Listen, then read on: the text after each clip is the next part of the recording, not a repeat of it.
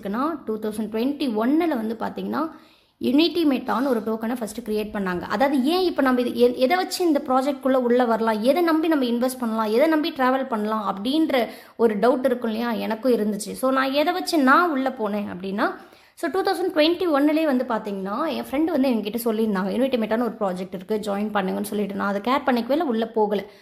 Next வந்து பார்த்தீங்கன்னா 2023 வந்து பார்த்தீங்கன்னா இவங்களே இன்னொரு காயினையும் கொண்டு வந்தாங்க, ஓன் பிளாட்ஃபார்மாக கொண்டு வந்தாங்க. அப்போ தான் உள்ளே போய் நான் விசாரிக்க ஆரம்பித்தேன்.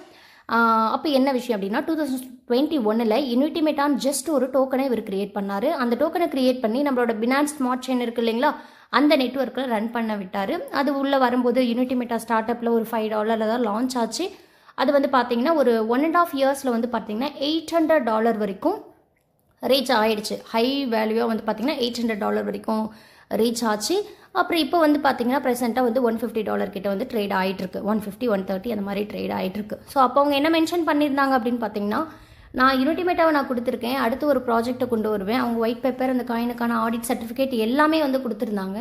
நெக்ஸ்ட் வந்து பார்த்தீங்கன்னா அவங்க சொன்ன மாதிரியே 1.5 இயர்ஸ்க்கு அப்புறம் ஓன் பிளாக் செயினை க்ரியேட் பண்ணாங்க. ஒயிட் பேப்பரில் என்ன மென்ஷன் பண்ணியிருந்தாங்களோ அந்த பிளாக் செயினை க்ரியேட் பண்ணாங்க. ஓன் நெட்ஒர்க்கையும் கொண்டு வந்தாங்க.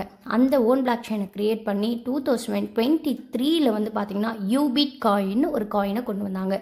அது வந்து பார்த்திங்கன்னா ஒரு ஷார்ட் டைமில் பெரிய ஒரு புரட்சியே பண்ணிடுச்சுன்னே சொல்லலாம். நிறைய பேரோட லைஃப்பை வந்து டோட்டலாக சேஞ்ச் பண்ணிடுச்சு. ரியல் லைஃப்பில் ஒரு டிரான்ஸ்ஃபார்மேஷன் கிடச்சிது யூபிட்குள்ளே வந்தவங்களுக்கு.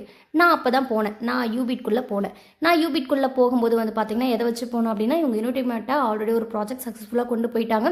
அடுத்து ஒரு ஓன் பிளாக் செயினை கொண்டு வந்திருக்காரு, ஓன் காயினே கொண்டு வந்திருக்காரு. ஸோ இதுக்கப்புறம் நம்ம டவுட் பட வேண்டாம், மிஸ் பண்ண வேண்டாம்னு உள்ளே போயிட்டேன்.